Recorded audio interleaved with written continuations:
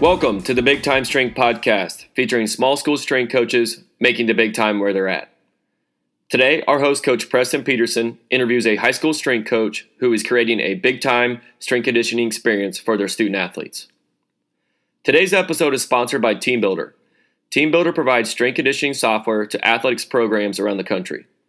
Whether you write your own programs or want access to over 100 templates, Team Builder can make your program more efficient, more accountable, and smarter when it comes to measuring your team's effort in the weight room. Visit their website and start a 14-day free trial at teambuilder.com. Thank you for listening, and I hope you enjoy the episode. Hey guys, Merry Christmas. I hope that you are enjoying your break and quality time with family.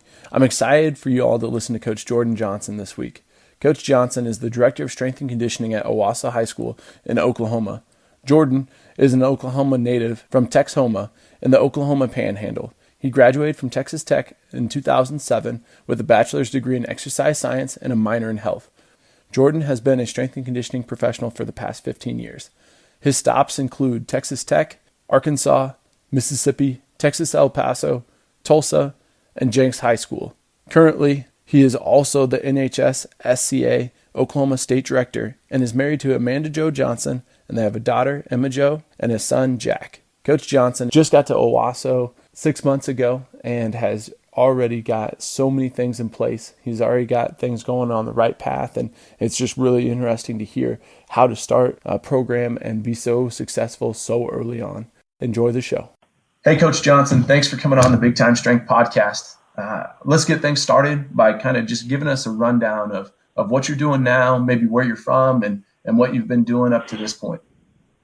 I really appreciate you having me on. This is it's a great thing you're doing, getting the information out to guys like me. I've already listened to 4 or 5 of your podcasts since you reached out to me, so it's definitely happy to be on. I'm currently at Owasso High School in Oklahoma. We compete at the 6A Division I level, which is the highest in Oklahoma, and I just started in May. So haven't been here very long, but trying to get things rocking and rolling here at Owasso. Originally, I'm from Texhoma, Oklahoma. It's out in the Panhandle, kind of by Amarillo, Texas, and a little bit different from the big school I'm working now. It's 1A high school, but so that's kind of where I'm from, and just happy to be where I'm at now. That's awesome. One of the things that I think is so cool is just being able to, transition to wherever your path will lead you, and just kind of set you up to where you think you should be at right now. And I'm happy you're at the place that you are, and you get the opportunity to work with the student athletes that you do. Could you tell us a little bit about what it's like to be in your program? Yeah, what we're trying to do at Owasso is create a strength and conditioning program across all sports, not just football.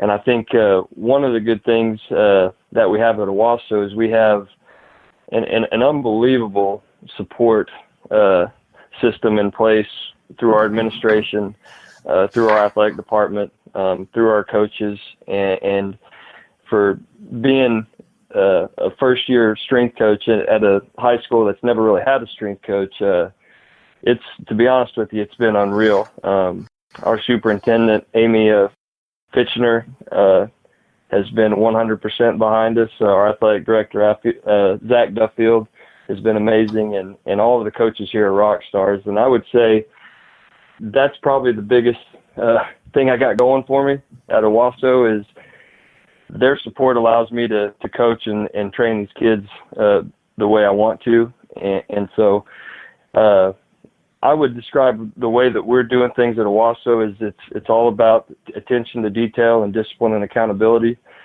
And once they get that down and understand the importance of the weight room and what we're trying to educate them as far as strength and conditioning goes, I mean, the sky's the limit, and we've really been off and running since May. So when you go to a new school and just starting, you're about a half a year in, what did it look like for you to go to the new school, get kids on board, and then start doing some of those principles that you're leading your program by, like attention to detail, discipline, and accountability? Well, it really starts with education. in this day and age, everyone's on the internet, everyone's on social media. I think most kids that are unaware of what strength conditioning is will see Cam Newton doing something on YouTube and think, oh yeah, I should be doing that. Or, seeing LeBron James or some of these big time athletes training, like, I should be doing that. The biggest thing to me is education. And so, when I got to Owasso, you first have to start with the coaches. You need to educate the coaches on your program and why you want to do things a certain way. At the end of the day, the coaches are in charge of their teams. So if they don't want to do something, all I can do is educate them. In my position, I've had no opposition. I've had a bunch of rock star coaches that have just bought in. And once the coaches buy in, it's a lot easier for the kids to buy in. And once you educate the kids on why we're doing stuff and tell them why each exercise is important, it'll start moving pretty fast from there. Is there anything specific that you really just point to education-wise? Like, are you doing any coaches meetings? Are you inviting parents in? Or what's it look like when you say education? Is this just straight up every day when you're with the kids, giving them the why behind things? Or explain just a little bit more about what you mean by that. Well, it's a little bit of everything, really. You mentioned the parents. The coaches and myself are only with the kids, a couple hours a day. So we can tell them one thing, but the parents are really the key to get the buy-in and support. And so we do have parent meetings with every sport. Usually every sport at Owasso High School has a parent meeting anyway. Now they just include me in those parent meetings and tells them, this is our new strength coach. He's going to be training our kids, and that's an opportunity for me to, take them through a PowerPoint of what an average, day in training would be with their kid, or what the expectations are with their kid. I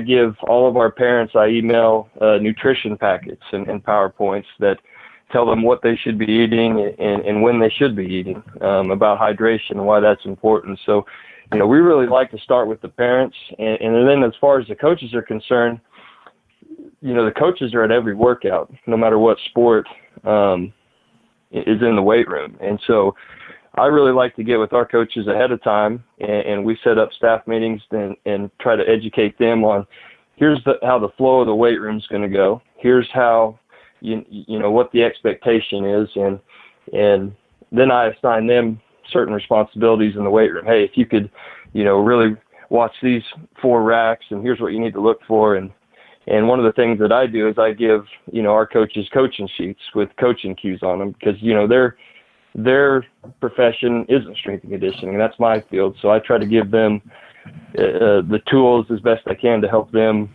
help me, if that makes sense. And, and so that's kind of how we attack the education on it. And then from there, we talk about, nutrition with our athletes, every workout. We talk, about technique and spend a lot of time on technique and quality over quantity. And so it's a daily education deal with just about everybody, parents and coaches and the athletes as well.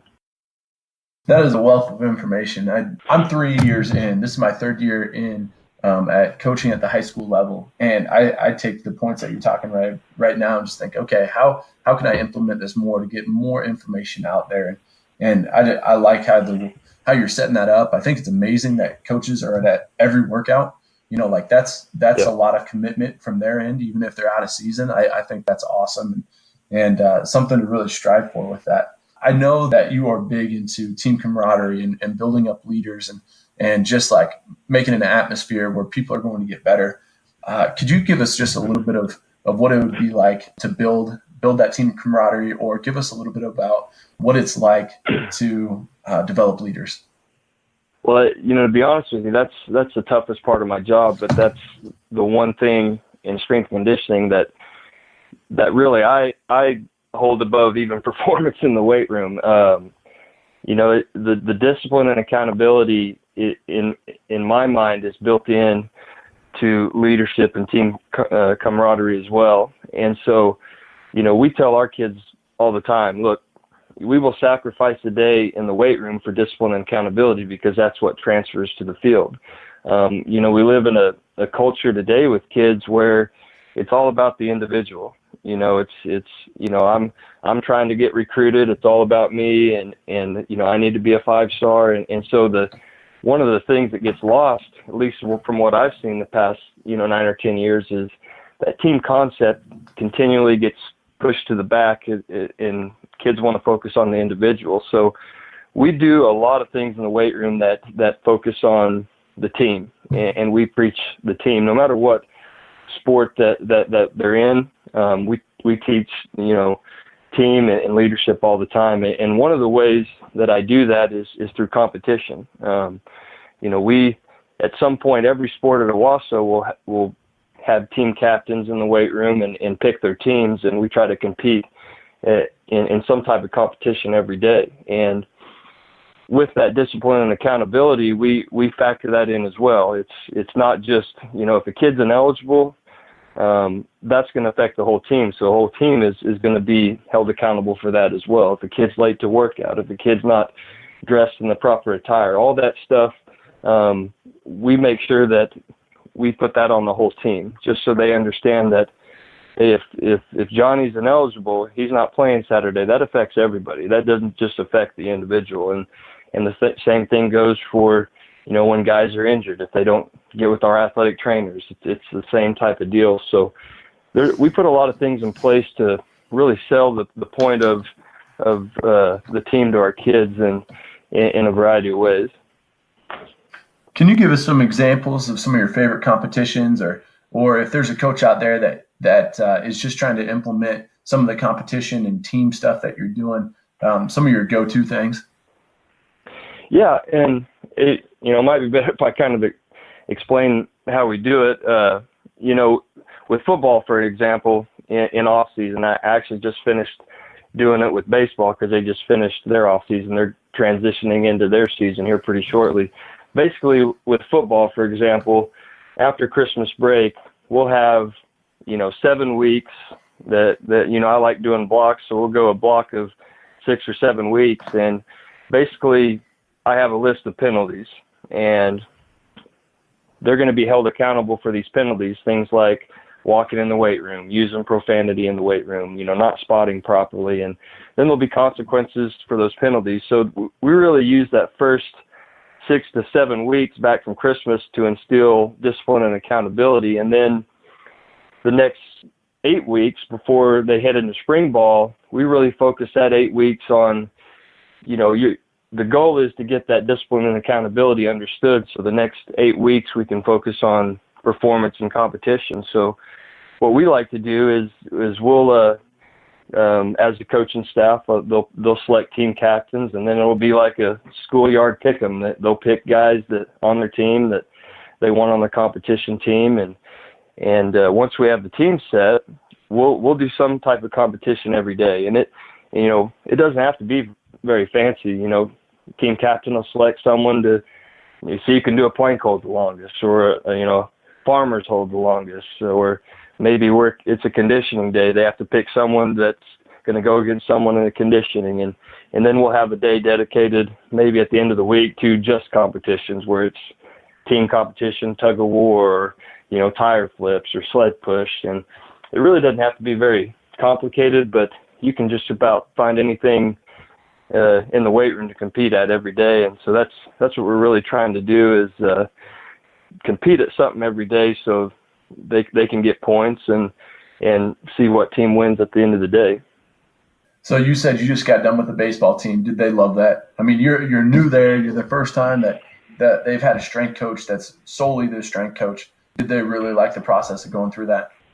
It seemed to me they did. I mean, I use social media to my advantage, and I would post the rankings, every week, and they attacked it. And baseball is a team that comes in at 5:30 3 days a week in the morning, and so they're a very committed group. And once we picked teams and said we're going to compete, they really got after it, and you can see their competitive nature come out. So it was really good for them. I absolutely love that. When I was a graduate assistant, we do that with almost every single one of our sport teams. And man, it's just awesome to see the kids be able to compete. It's like, yes, we see them compete at their sport, but then just putting them in different situations and seeing what kids will step up. And I like how you're saying, have captains pick somebody that's going to represent the team and kind of puts them in that person in the spotlight to, be able to accept the load of their team and hopefully carry through for them. And I think that's a lot of personal growth that athletes are going to gain from that. That's really, really cool. Oh, thanks. Yeah, we like doing it, and we like seeing guys move to the forefront when they're challenged, for sure. Very awesome. So you are in the first 6 months at a new high school, and you have so many things that you're trying to implement. What is your vision, and how do you break that up so to prioritize the goals that you want right now and maybe even long term? What's that process look like to say, okay, this is what's important now, and then working from there? To be honest with you, it starts with injury prevention. I came into a situation at Owasso where they've never really had a strength coach, and really the only teams that worked out maybe baseball or football. And so the vision I had when I came in is we kind of have to start from the ground up, because they just, kids these days, it's getting worse and worse. They're going to play Fortnite, 24/7, and they're not on the playgrounds anymore. They're not moving around like they used to. So one of the things I really wanted to make sure I did when I got here is start from the ground up and do the basic stuff. And so we do a lot of, movement training. We do a lot of landing training, teaching them how to land, teaching them how to move, a lot of technique work in the weight room. And it's not the sexy thing that the kids want. They want to throw the weight on the bar and get after it. But my vision really coming in is to do it right. We have to start from the bottom and work our way up and do it in a way that they understand that before we can move on to the next, we have to make sure that we do the little things right. And so that was really my vision coming in. And the great thing about it is everyone bought in. And like I said, that came from the coaches, from the administration, and now that they've bought in and we've attacked those movement drills and landing drills and all the technique work, my vision for where we'd be at, in December is they've surpassed that. And so now I'm kind of having to move my vision in a different direction and challenge them and myself in a different way. But, the vision to me is always injury prevention and how can I keep them healthy. And then after that, then I'll look at performance enhancement. But they're rocking and rolling and been really pleased with how all the sports have attacked it so far. So you kind of talked about with the football team, you like working in with a block, and so like 6 to 7 weeks. What does a session look like for you? Is that something where, after halfway through that block that you're going to change things up but progress them, or is every session you're going to progress an athlete at a different rate, or is everybody kind of on the same page moving together? Yeah, with football, I try to keep everyone on the same page moving together. I like doing, blocks of 6 weeks and then maybe having a deload week before we start a new block. But, with like football, for example, in off season, we'll lift 4 days a week. We'll have, a fifth day that's really focused on our injury prevention stuff. But, for example, a typical, workout week for football in the off season is Monday will be, our speed day out on the field, and then we'll come in the weight room and we'll do our prehab and ankle stuff and core work. And then it'll be primarily focused on cling, speed of the bar, and then we'll do some hip movements like your front squat and your split squats. Tuesday is a upper body day, probably a conditioning day once we get closer to spring ball. And I've always liked doing upper and lower splits. And so Tuesday's that upper body day and conditioning, and then Wednesday is our day that we really attack the injury prevention exercises and maybe some of the core work that we don't get to. And then Thursday is primarily a change of direction day, and it's our big squat day.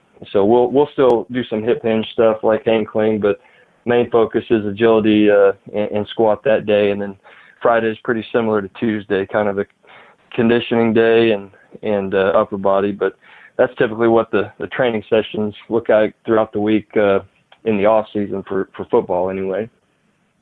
So what's it look like for a multi-sport athlete that's coming in? So maybe a football player is going to play basketball also, or you probably have a huge chunk of football guys that are running track. What's it look like for them to be in the program, working with the football team, but also being on another team?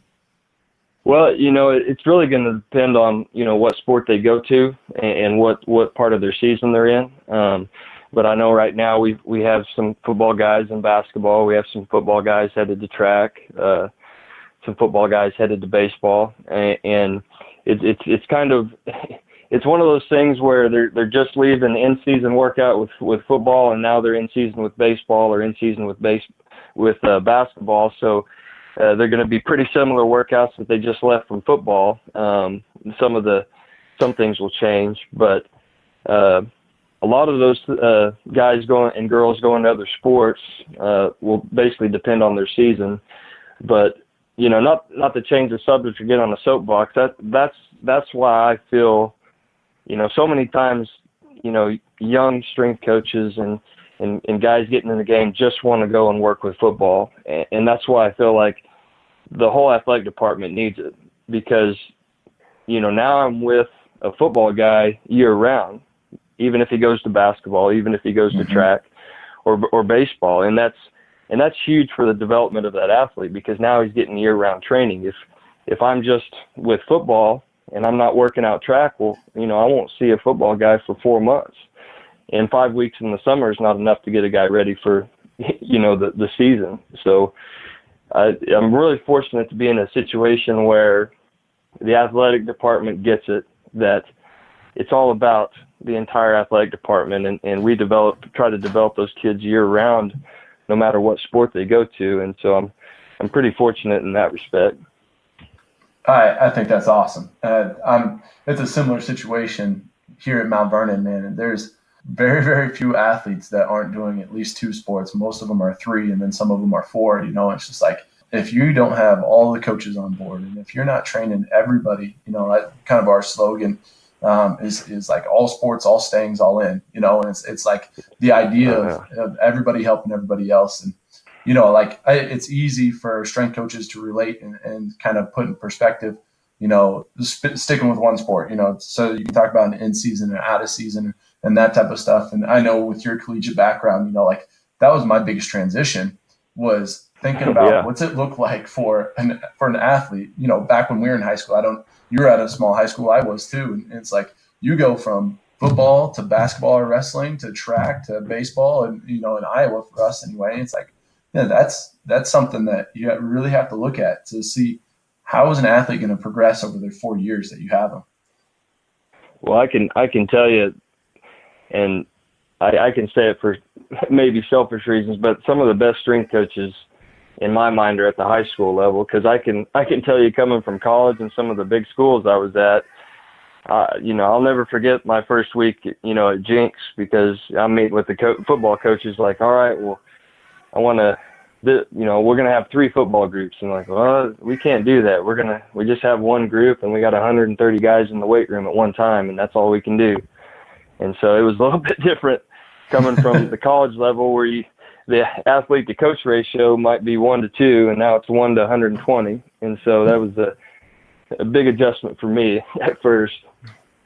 Wasn't it an awesome learning experience all the way through though? And it's like, then it really makes you focus on, the systems that you're putting in place and the progressions that you're going to put an athlete through. Like when your number one goal, like you've said, is injury prevention, man, it really makes you look at quality over quantity so much more.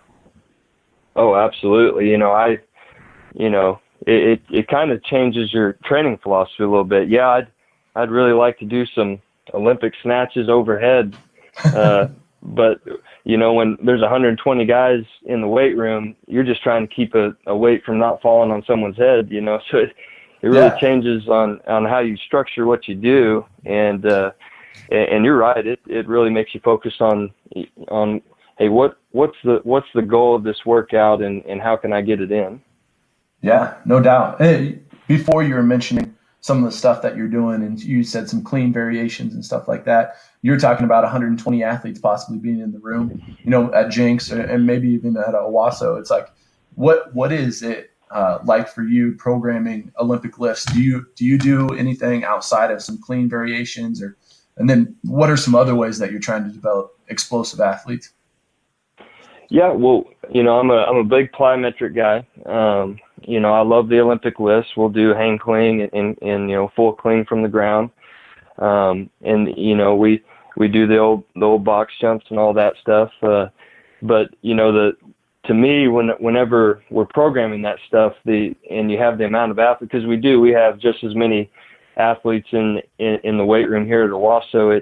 It's all about time efficiency. I can have the perfect technique on cling and have the perfect program, but if it takes us 3 hours to do 4 sets of clings, it's probably not going to be very good.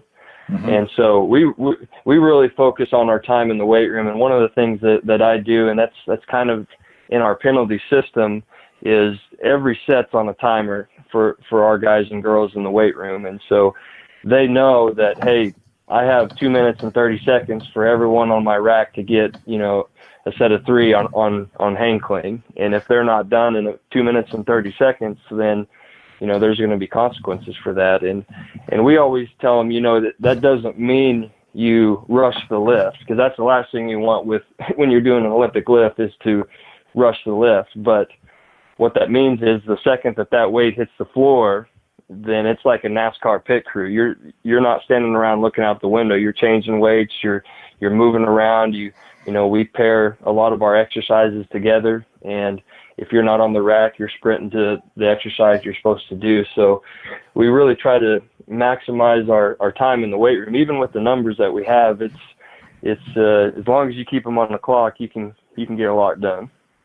If a coach was starting to implement timing systems or just being able to time sets like that, how would you get started? Well, I mean, it's really isn't it that there's the science out there that says you need to have this amount of rest in between for a quality set. I'm not that smart. I steal a lot of stuff from a lot of people. So basically what I did is I went through the workout myself. I timed myself doing sets, on cling and did it at a pretty good pace. And based on, what almost a 40-year-old man could do, I figure, hey, if I can get a set of clings done and a set of, lunges done in 2 minutes and 30 seconds, then our kids probably could too, as long as they're, busting their tail and getting after it. So nothing too fancy or scientific behind it. I just kind of went through it myself and kind of, at my pace and really got after it and kind of determined it from there. Very good. How long are your sessions normally? Typically I like to keep it under, 2 hours if I can, maybe an hour and 30, maybe an hour and 45 minutes at the most. But, that includes the stuff that we do outside. That includes the core work, the prehab, the actual lifts, and then the post hip stuff that we do. So it's not just an hour and 30 minutes of exercises. It's basically everything that we're doing in that day. But I try to keep it to an hour and 30, hour and 45 at the most. Before the show, we talked about kind of your schedule and how you're doing a few groups before school starts. Then you'll have an athletic hour at the end, and then you'll have after school stuff. You are, you're running with 15 sports. Do you have any assistants or anybody coming in to help, or is it just the sport coaches that come in to help and you're giving them the coaching cues and the coaching sheet that you talked about earlier? Yeah, it's just the sport coaches. And, when I say an hour and 30 minutes, that's, that would be football in the off season. Mm-hmm. So with scheduling, I really try to plan, our schedule based around, like, for example, basketball is in season. Well, their workout's not going to be an hour and 30 minutes long. It might be 25 to 30 minutes long. And that's one of those deals where I can schedule it at 7:00 and they'll still have time to get to class. And so that's kind of how I schedule it based on, what season they're in and the length of time it's going to take. But yeah, it's just the sport coaches in there, and they've done a phenomenal job, and they're bought in, and they're really helping me out a lot. That's great. That's so cool that you got so many people rolling with all the changes, the newness of a program like that. That's awesome. What is, like you go into a school and you have all these challenges at the beginning, all these tough hurdles. What was your biggest challenge, and then how have you overcome it? I would say the biggest challenge was probably the unfamiliarity with strength and conditioning from the kids. They have some great athletes here. They have some great coaches. It's just, there's not enough time in the day for some of these sport coaches. Some of these sport coaches are coaching in multiple sports. And so I'm not saying they were doing it the wrong way. They're just unfamiliar in how to do it in a big scale like we're doing now, in a unified athletic scale. And so one of the big challenges to me is it wasn't the coaches buy-in, it wasn't the athletic administration buy-in, it was just scheduling everything out and helping them understand, why, hey, maybe you have to go at this time. And once you get all the scheduling and the scope of how are we going to do this as a unified strength program with all sports, once I kind of figured that out, then it's been a pretty good transition. One of the things that I think about, when I ask the question, what's the toughest hurdle and how are you overcoming that challenge? And it's so awesome to hear so many coaches, say, this is what I've got going on. I had this problem and then I attacked it and then we found a solution along the way. And I think that's one of those things where if we can be solution-based coaches and be the positive coaches that we want to be and always looking for the answers, and I just think it just sets us up for our athletes to be successful. So I applaud you for absolutely. that. I normally ask this every show. I just want to know, what are you doing to make the big time where you're at? You've told me about an awesome program and getting it rolling in about half a year. What is something that's just setting you apart or making the big time at the position that you're in?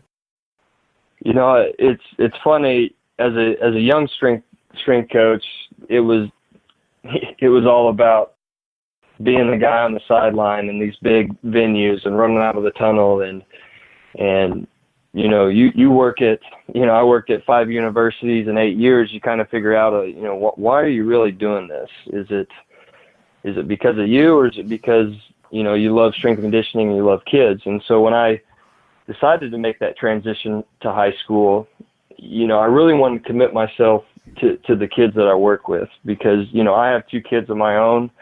I'm in the very lucky position to be with some of these kids more than their own families. Some of these kids, I'm with them year round more than their own sport coaches. And so to me, it's about making an impact with the kids. I've never been in a situation since I've been in high school and thought, you know what, we need the best facilities, or we need state championships to validate what I'm doing. To me, it's about how can I reach each kid on a personal level and help them in life, because this is the absolute toughest time in their life is high school. And if I can help them along the way, if I can, help a kid when he's down and let him know that him or her know that I care about him, then that's big time to me.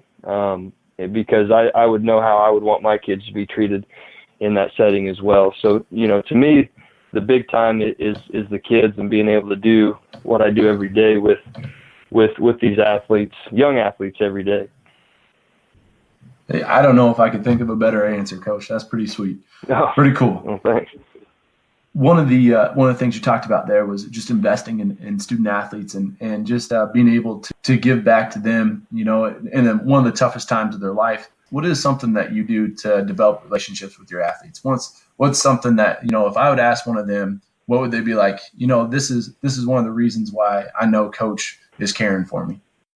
Well, you have to be honest with them. Kids now are smarter than ever. They can spot a fake faster than anybody. So I'm upfront and honest with them. They know that I'm going to be firm, fair, and consistent with them at all times. The 5-star guy is going to be treated the same as a guy that may never touch the field. But they also know I care about them. And so one of the things that I try to educate all the athletes I work with is you have to be coachable every day. If I'm getting on you because you're doing something wrong, understand I'm doing that to get you better.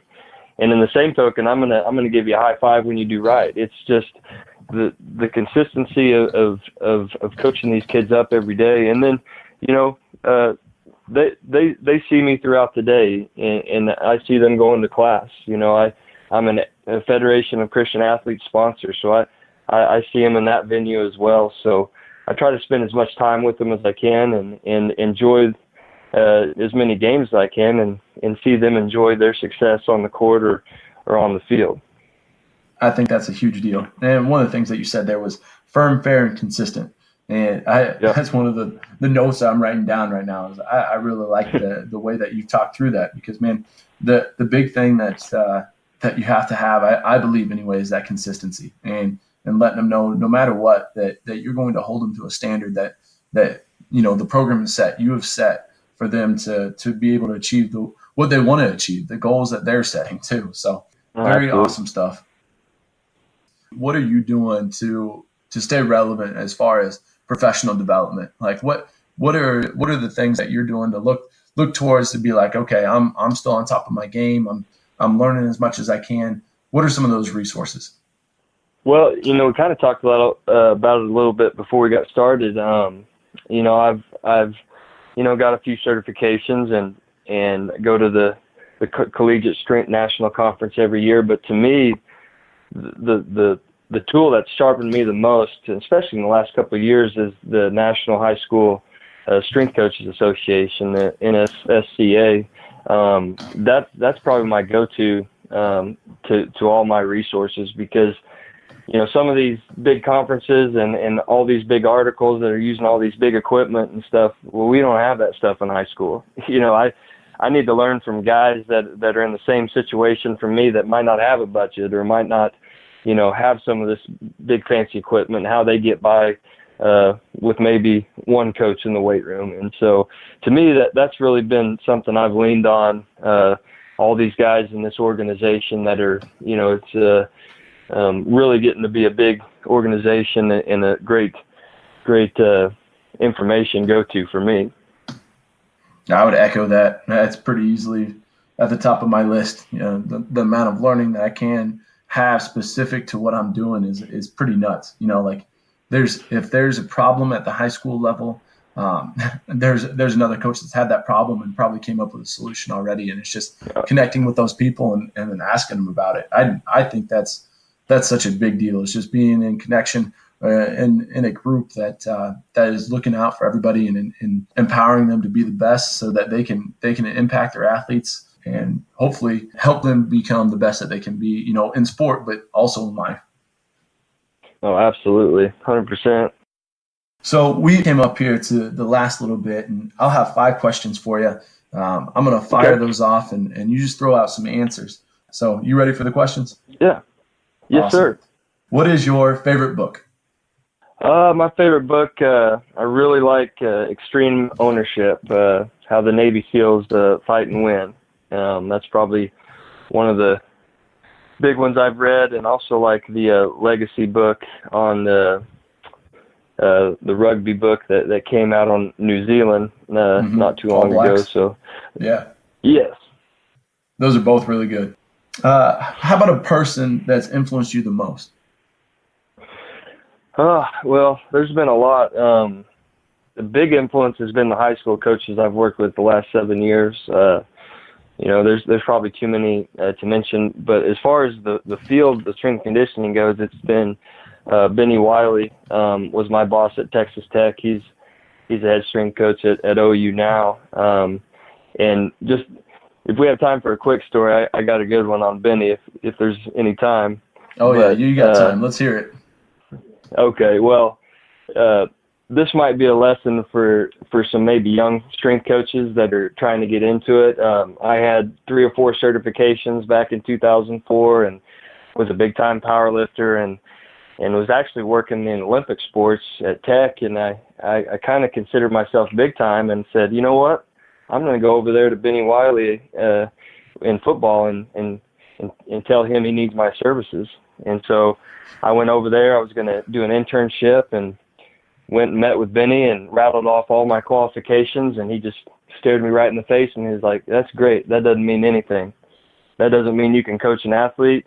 That doesn't mean you have work ethic. That doesn't mean anything." And so I kind of was at a young age very humbled by Bennie Wylie, and I just kind of sat there staring at him, and he's like, "I tell you what, you're going to work out with 2 groups a day with football throughout the summer. You'll run with one, you'll lift with the other, and then you'll coach the third group. You'll help coach. And if you can do that all summer, I'll let you intern with us this summer." And so that was probably the hardest summer I've ever been through in my life, because I'm still taking college classes. But Bennie really taught me the value in what we do, and it's not always about certifications. It's not always about qualifications. It's about how hard do you work and do you know how to coach. And so and Bennie's been my go-to the last 10 years of anything that I need, and he's always been there for me. And so he's probably the one that's influenced me the most in the field of strength conditioning, for sure. Sounds like he really threw you into the fire, man. That's awesome. Oh, yeah. He let me know real fast. How about your favorite hobby outside of training? You know, I grew up in West Texas. I like to hunt. To be honest with you, I haven't done it in a long time. I really enjoy pheasant hunting and fishing, but man, right now it's just spending time with my kids, and between that and work, that's really all I got time for anymore. So it's a similar story here, man. We just had a kid in August, and I tell you what, it's like people probably think I'm lame, but all I do is come home and I play with him and hang out with my wife. So it's pretty cool. Yeah, nothing wrong with that. So if you had 15 minutes to train, you yourself, what are you going to do? Well, I think as a strength coach, you know, maybe the politically correct thing to say would be, you know, clean and squat and that stuff. But, you know, I like bench press. I'm not ashamed to say it. And if I have 15 minutes, I'm probably going to do that. I'm not going to lie. Yeah, I definitely won't hold that against you or anything, Coach. All right. Small school strength coach who's killing it and deserves a shout out. Oh, man. I got a few in mind. You know, one of them we already had on. Kyle Keese is, man, he's the man. I've leaned on him. He's killing it at Geyer. You know, Monty Sparkman at Richland Hills is doing a phenomenal job. A good friend of mine, Monty Matthews, at the new school in Arkansas. He's a big time guy. Actually, a school here in Owasso that's close to ours. It's a smaller school, but Marty Barnett's at Rejoice Christian, and it's a 1A school, and he's absolutely killing it. And those are kind of some of the guys I've really leaned on the past 4 or 5 years to help me out, and all those guys are killing it. I'm definitely have to reach out to those guys. You're right. Oh, yeah. Kyle's a dude. There's a lot of stuff to be learned from him. That's awesome. All right, Coach, if a listener wanted to get a hold of you, they wanted to talk to you a little bit more, figure out some stuff that you're doing, and maybe just pick your brain a little bit more, what would be the best way to reach out and get a hold of you? Well, there's, you know, I'm on Twitter at JCJohnson40, but probably the best way is through email, and that's just jordan.johnson@owassops.org. It'd probably be the best way to get a hold of me, and I'm more than happy to help any way I can. I appreciate all the time, Coach, that you put in, and I just wanted to say Merry Christmas to all of our listeners, and thank you for supporting the Big Time Strength podcast. It's awesome to be able to put out information and let others know about the high school industry, and then obviously on the collegiate side with Gage, you know, all the stuff that coaches are doing at a small college with limited resources and just getting it done and making the big time. Thank you to Coach Johnson for coming on. I appreciate it. All right. I appreciate you having me on. It's been awesome.